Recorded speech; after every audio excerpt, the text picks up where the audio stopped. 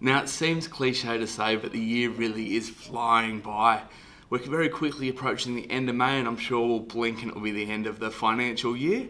So it seemed like a great time to jump on and give you a bit of a market update as to what we're seeing in the Cairns property market, particularly in the sales space and both the rental space. Now, in regards to the sales space in the Cairns real estate market, we're really seeing a two-horse race at the moment.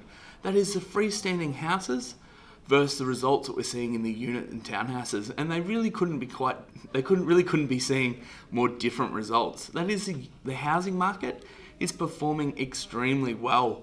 Back in November and December of 2020, prices really started to climb, and that continued through to February and March. We sort of saw the market go up, in real terms, 5 to 10%, so a $500,000 house was moving up to that $550,000 range.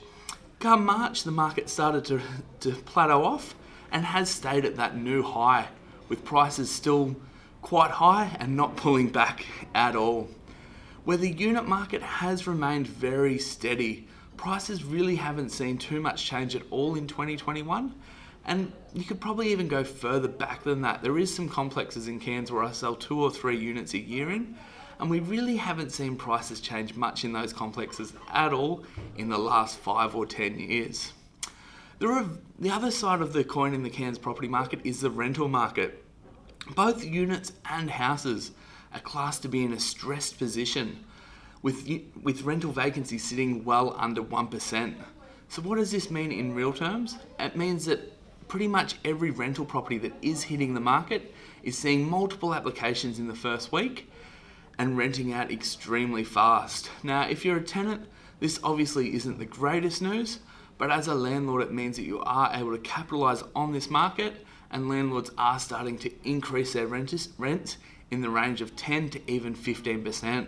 So in real terms, a $400 a week rental property, they're now achieving $450 or $450 plus, with those rises happening in just the last couple of months.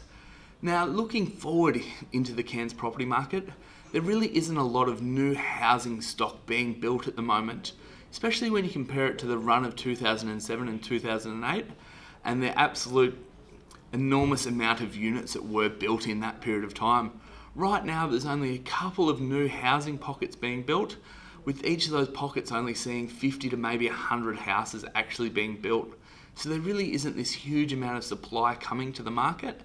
And I think this lack of new supply coming to the market is really going to keep the resale market extremely strong, and it's certainly going to keep the rental market in its bullish state that it is at the moment. So I hope that gives you a bit of an insight as to what we're seeing on the ground here in Cairns, and gives you a little bit of a guide as to where the market may be heading and what it's doing at the moment. As always, if I can help, don't hesitate to reach out. I'd love to help you with any real estate related questions.